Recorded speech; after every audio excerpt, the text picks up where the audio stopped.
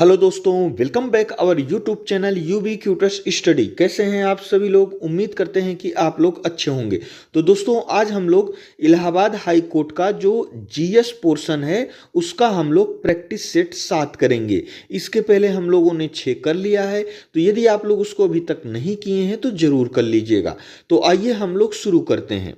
हमारा पहला क्वेश्चन है, साहित्य में नोबेल पुरस्कार प्राप्तकर्ता प्रथम भारतीय कौन थे? तो दोस्तों, इसका सही उत्तर हो जाएगा ऑप्शन ए, रविंद्रनाथ टैगोर थे। हमारा अगला क्वेश्चन है, राष्ट्रीय विकास परिषद का गठन कब हुआ था? तो दोस्तों, राष्ट्रीय विकास परिषद का गठन 6 अगस्त 1952 ईस्वी को हुआ था। और दोस्तों, राष्ट्रीय विकास परिषद का गठन करने का उद्देश्य यह था कि जो भारत के विकास की जो योजनाएं बनती हैं उन पर विचार विमर्श करना कि भारत देश के लिए कौन सी योजना, विकास के लिए कौन सी योजना सही हो सकती है, उसमें क्या क्या चीज़ें हो सकती हैं, इन सब सारी चीज़ों के विचार विमर्श के लिए यह दोस्तों परिषद बनाई गई थी। हमारा अगला क्वेश्चन है, महमूद गजनबी के भारत अभियान के दौरान उसके साथ कौन सा मुस्लिम विद्वान था? यानी कि जब महमूद गजनबी भारत आया था आक्रमण करने के लिए, उसके साथ दोस्तों कौन आया था? अल बरूनी आया था। यानी कि ऑप्शन ए इसका सही हो जाएगा। और दोस्तों, यह माना जाता है कि जो महमूद गजनबी है वह 1000 ईस्वी से 1027 ईस्वी के बीच में लगभग दोस्तों 17 बार भारत पर आक्रमण किया था। और उसका दोस्तों भारत पर आक्रमण करने का मुख्य उद्देश्य क्या था? भारत की संपत्ति को लूटना। और दोस्तों, इसी के साथ साथ जो महमूद गजनबी था, इस पे एक चीज़ और ध्यान दीजिएगा, आपके एग्जाम में यह जो है बहुत ज़्यादा पूछा जाता है कि जो महमूद गजनबी था, यह हिंदू धर्म की जो मूर्तियां हैं उसको तोड़ने के कारण महमूद गजनबी को क्या कहा जाता था? महमूद गजनबी को बुत सिकन के नाम से जाना जाता था। क्या जाना जाता था? बुत सिकन, या फिर बुत सिकन के नाम से जाना जाता था, या फिर दोस्तों मूर्ति भंजक के नाम से जाना जाता था। आपके एग्जाम में जो आता है वह बुत सिकन के नाम से आता है। यानी कि वह कौन सा शासक था जिसको बुत सिकन के नाम से जाना जाता था। हमारा अगला क्वेश्चन है, यूरेनियम का सबसे बड़ा उत्पादन कौन करता है? तो दोस्तों, यूरेनियम का सबसे बड़ा उत्पादक जो है वह कजाकिस्तान है। यानी कि ऑप्शन बी इसका सही हो जाएगा। अगला क्वेश्चन है, सूची 1 को सूची 2 से सुमेलित कीजिए तथा सूचियों के नीचे दिए गए कूट से सही उत्तर चुनिए। तो दोस्तों, आइए हम लोग देख लेते हैं। यानी कि इसमें दोस्तों संगठन दिया गया है और उसका स्थापना वर्ष दिया गया है। तो दोस्तों, अगर हम इसमें बात करें, जो ललित कला अकादमी है इसकी स्थापना जो है 1954 ईस्वी को हुई थी। यानी कि ए का 1 हो जाएगा।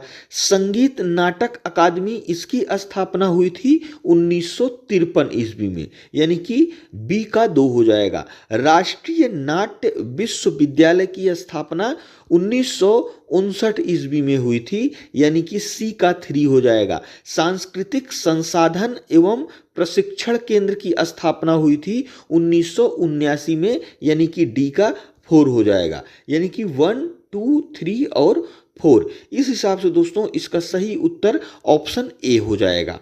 हमारा अगला क्वेश्चन है, धरासना में महात्मा गांधी के नमक सत्याग्रह आंदोलन को किसने नेतृत्व दिया? यानी कि जो महात्मा गांधी द्वारा नमक सत्याग्रह चलाया गया था, इसको दोस्तों जो धरासना में इसका जो नेतृत्व किए थे वह कौन की थी? तो वह की थी दोस्तों सरोजनी नायडू। यानी कि ऑप्शन डी इसका सही होगा। और सरोजनी नायडू का साथ दिए थे मणिलाल और इमाम साहब।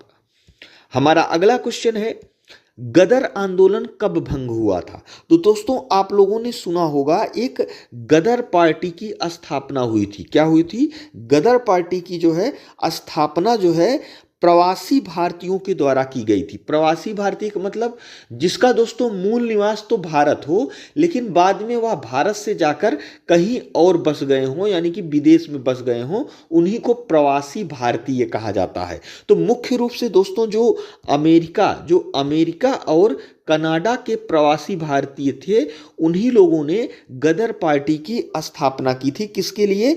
भारत से जो ब्रिटिश सत्ता थी उसको जो है भारत से हटाने के लिए जो है इसकी गदर पार्टी की स्थापना किए थे। तो जो गदर आंदोलन था वह भंग हुआ था 1948 ईस्वी में। हमारा अगला क्वेश्चन है, ई व्यापार का अर्थ है। तो दोस्तों ई व्यापार का मतलब क्या होता है? इंटरनेट पर व्यापार, यानी कि जो ऑनलाइन बिजनेस किया जाता है, जो व्यापार किया जाता है, उसी को ई व्यापार यानी कि ई कॉमर्स के नाम से जाना जाता है। हमारा अगला क्वेश्चन है, निम्नलिखित में से कौन उत्तर प्रदेश का सर्वाधिक पूर्वी नगर है? यानी कि दोस्तों उत्तर प्रदेश का जो सबसे पूर्वीय नगर है वह कौन सा है? तो वह है दोस्तों बलिया। क्या है? बलिया, यानी कि ऑप्शन ए इसका सही हो जाएगा। हमारा अगला क्वेश्चन है, मानव में वृक्क किसके भाग हैं? तो दोस्तों मानव में जो वृक्क हैं वह उत्सर्जन तंत्र के भाग हैं। उत्सर्जन तंत्र का मतलब क्या होता है?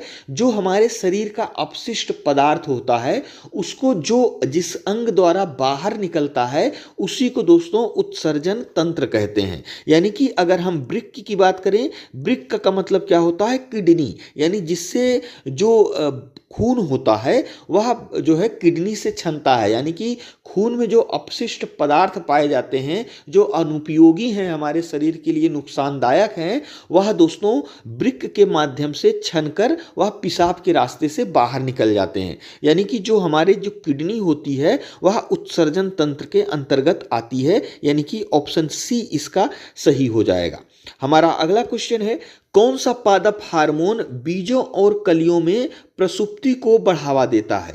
यानी कि इसका सही उत्तर हो जाएगा दोस्तों ऑप्शन डी, एब्सिसिक एसिड। दोस्तों एब्सिसिक एसिड एक पौधा हार्मोन होता है जो पौधे के वृद्धि और विकास में जो है सहायता करता है।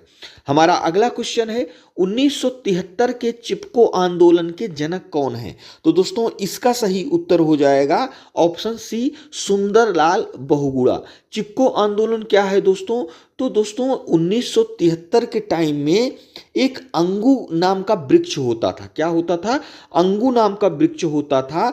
जो कृषि औजार होते हैं उनके जो है उनमें बनाने के लिए इस अंगू की जो है लकड़ी जो होती थी बहुत ही उपयोगी होती थी। ठीक है, यह दोस्तों जो उस समय की जो सरकार थी वह इसको जो है कंपनियों के हाथों में बेच दिया था।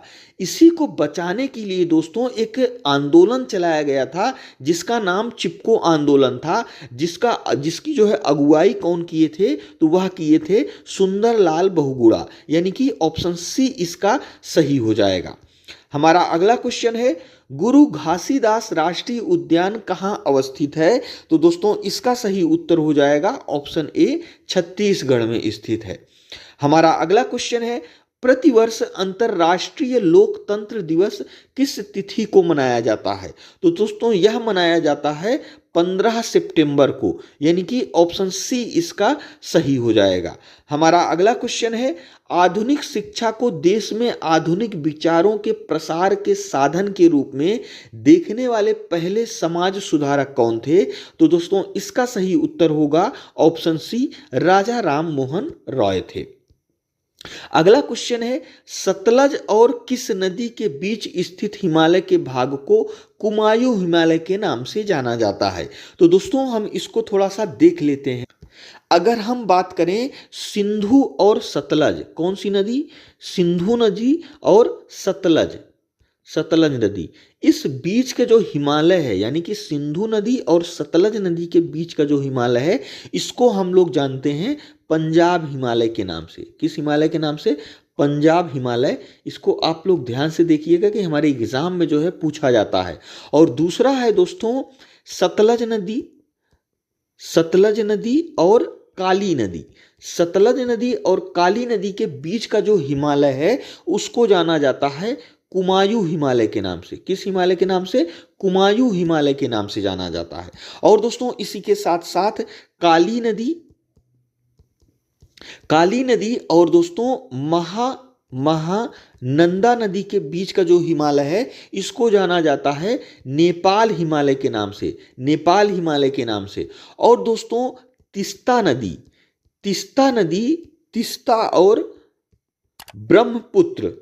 और ब्रह्मपुत्र नदी के बीच का जो हिमालय है, इसको जाना जाता है असम हिमालय के नाम से। तो इसको आप लोग जो है याद रखिएगा। तो अगर हम 16वें का आंसर देखें तो इसका आंसर हो जाएगा ऑप्शन बी, यहां पे दोस्तों काली नदी होगा।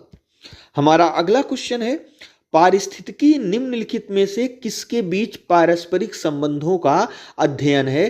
तो दोस्तों जो पारिस्थितिकी होता है वह जीव जंतु जो होते हैं उनके और जो वहाँ का वातावरण होता है उसके बीच के संबंध को दर्शाता है, यानी कि ऑप्शन ए इसका सही हो जाएगा। हमारा अगला क्वेश्चन है, एजेंडा 21 किस क्षेत्र से संबंधित है? तो दोस्तों जो एजेंडा 21 था वह संबंधित था एक दोस्तों शिखर सम्मेलन हुआ था। कब हुआ था? 1992 ईस्वी में। क्या हुआ था? कौन सा सम्मेलन हुआ था? यह हुआ था दोस्तों रियो सम्मेलन। कौन सा? एक रियो सम्मेलन हुआ था 1992 ईस्वी में। और इस सम्मेलन का उद्देश्य क्या था? तो इस सम्मेलन का उद्देश्य था दोस्तों पर्यावरण प्लस विकास, पर्यावरण और विकास के मुद्दों पर चर्चा करना था। यह दोस्तों कई देशों के जो राष्ट्राध्यक्ष थे उनके बीच दोस्तों यह जो है पर्यावरण और विकास से संबंधित चर्चा के लिए दोस्तों यह रियो शिखर सम्मेलन हुआ था 1992 ईस्वी में। इसी रियो शिखर सम्मेलन में दोस्तों एक क्या हुआ था, एजेंडा 21 नाम का दोस्तों एक एजेंडा था जिसमें दोस्तों हुआ था सतत विकास के रूप में चर्चा। यानी कि सतत विकास का मतलब यह होता है दोस्तों, जैसे कि दोस्तों इसके बारे में अगर हम लोग जाने तो जो प्राकृतिक और आर्थिक संसाधन हैं, जो दोस्तों प्राकृतिक और आर्थिक संसाधन है उसका दोस्तों इस तरह से प्रयोग करना जिसका दोस्तों कोई जो है दुष्प्रभाव ना पड़े और आने वाली पीढ़ियों के लिए भी वो जो है वह विकास फायदेमंद हो, ऐसे विकास को दोस्तों सतत विकास कहते हैं। तो दोस्तों जो एजेंडा 21 था वह सतत विकास से संबंधित था, यानी कि ऑप्शन ए इसका सही हो जाएगा। हमारा अगला क्वेश्चन है, भारत में पर्यावरण संरक्षण अधिनियम पारित हुआ। तो दोस्तों भारत में जो पर्यावरण संरक्षण अधिनियम पारित हुआ था वह हुआ था 1986 ईस्वी में। और दोस्तों पर्यावरण संरक्षण अधिनियम जो है यह पर्यावरण प्रदूषण को रोकने और पर्यावरण से संबंधित जो समस्याएं हैं उस पर चर्चा करने के लिए पर्यावरण संरक्षण अधिनियम 1986 में जो है पारित किया गया था। हमारा अगला क्वेश्चन है, काजी नींबू किस राज्य का राजकीय फल है? तो दोस्तों इसका सही उत्तर हो जाएगा ऑप्शन ए, असम का है। अगला क्वेश्चन है, विश्व मानव विज्ञान दिवस 2024 किस तिथि को मनाया गया? तो दोस्तों विश्व मानव विज्ञान दिवस जो होता है वह प्रत्येक फरवरी माह के तीसरे गुरुवार को मनाया जाता है। तो यह जो तीसरा गुरुवार था 2024 का फरवरी का वह पड़ा था 15 फरवरी को, यानी कि यह इस बार मनाया गया 15 फरवरी को, यानी कि ऑप्शन ए इसका सही हो जाएगा। हमारा अगला क्वेश्चन है, कमलांग टाइगर रिजर्व निम्नलिखित में से किस राज्य में स्थित है? तो दोस्तों इसका सही उत्तर हो जाएगा ऑप्शन सी, अरुणाचल प्रदेश में स्थित है। हमारा अगला क्वेश्चन है, स्वयं प्लस प्लेटफॉर्म किस मंत्रालय से संबंधित है? तो दोस्तों स्वयं प्लस प्लेटफॉर्म यह शिक्षा मंत्रालय से संबंधित है। और यह प्लेटफॉर्म कैसा है? तो यह दोस्तों जो है रोजगार की क्षमता को बढ़ावा देना, यानी कि इसका जो उद्देश्य है वह रोजगार की क्षमता को बढ़ावा देना, यानी कि यह दोस्तों जो लोग हैं उनको यह पहचानने में मदद करता है कि उनके अंदर कौन सी जो है उनके अंदर कौन सी स्किल है, यानी कि किसको वो लोग करते हैं, किनमें उनका जो है मन लगता है कि ये चीज़ अगर वो लोग कर लेते हैं तो उनको रोजगार मिलने में आसान होगा। हमारा अगला क्वेश्चन है, विधवा पुनर्विवाह प्रोत्साहन योजना किस राज्य से संबंधित है? तो दोस्तों यह संबंधित है झारखंड से, यानी कि ऑप्शन ए इसका सही हो जाएगा। विधवा पुनर्विवाह प्रोत्साहन योजना क्या है? तो दोस्तों जो अनुसूचित जाति की विधवा स्त्रियां हैं, यदि उनसे कोई शादी करता है तो प्रोत्साहन के रूप में उनको जो है 3 लाख रुपए जो है धनराशि जो है दी जाती है प्रोत्साहन के रूप में। हमारा अगला क्वेश्चन है, किस राज्य ने भारत का पहला सरकारी स्वामित्व वाला OTT प्लेटफॉर्म लॉन्च किया है? तो दोस्तों इसका सही उत्तर हो जाएगा ऑप्शन सी, केरल ने लॉन्च किया है। और इस प्लेटफॉर्म को लॉन्च करने का उद्देश्य क्या है दोस्तों? लोगों तक सार्थक और सही जानकारी। और इसका नाम क्या है? तो इसका नाम है दोस्तों सी स्पेस। क्या नाम है? सी स्पेस। तो इसको आप लोग जो है ध्यान रखिएगा। तो आज का दोस्तों ये हमारा 25 महत्वपूर्ण क्वेश्चन था, इसको आप लोग जरूर कर लीजिएगा। जो हमारा आज का क्वेश्चन है वह है, हवा महल कौन से शहर में स्थित है? इसमें से कौन सा ऑप्शन सही है हमें कमेंट बॉक्स में जरूर बताइएगा। और दोस्तों यदि वीडियो अच्छा लगा हो तो हमारे चैनल को जरूर सब्सक्राइब करिएगा। और दोस्तों वीडियो देखने के लिए आपका बहुत बहुत धन्यवाद।